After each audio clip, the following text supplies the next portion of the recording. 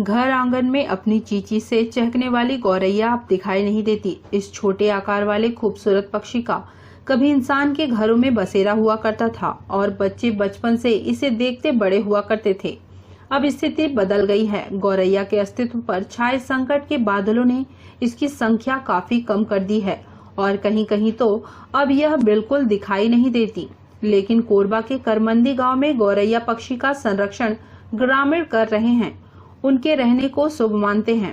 पहले यह चिड़िया जब अपने बच्चों को चुग्गा खिलाया करती थी तो इंसानी बच्चे इसे बड़े कौतूहल से देखते थे, लेकिन अब तो इसके दर्शन भी मुश्किल हो गए हैं और यह विलुप्त हो रही प्रजातियों की सूची में आ गई है।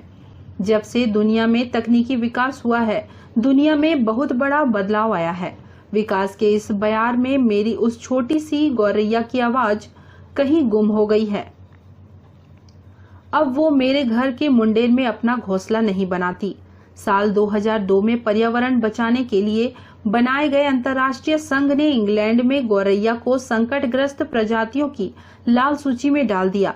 2010 से 20 मार्च को विश्व गौरैया दिवस भी मनाया जाता है और 2012 में घरेलू गौरैया को दिल्ली ने अपना राजकीय पक्षी भी घोषित किया है। गौरैया पक्षी एक घर के लिए सौभाग्य का बात है, जिसके घर में चला गया कि उसका घर बन गया। गौरैया चिड़िया का अभी देखने में तो गांव में कोई कोई घर में दिखेगा, इतना मतलब विलुप्त पक्षी कहा जा सकता है अभी की स्थिति में।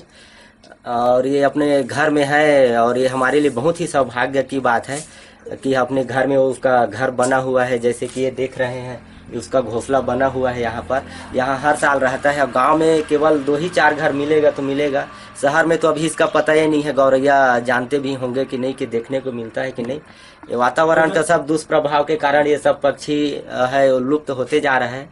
वातावरण सही था तो पहले अपने बच्चे थे तब हाथ में ऐसे चारा खिलाते थे तो आ जाते थे, एक नहीं कम से कम 40-50 आता था। अभी की स्थिति में 4 दिख गए तो बहुत बड़े सौभाग्य की बात है।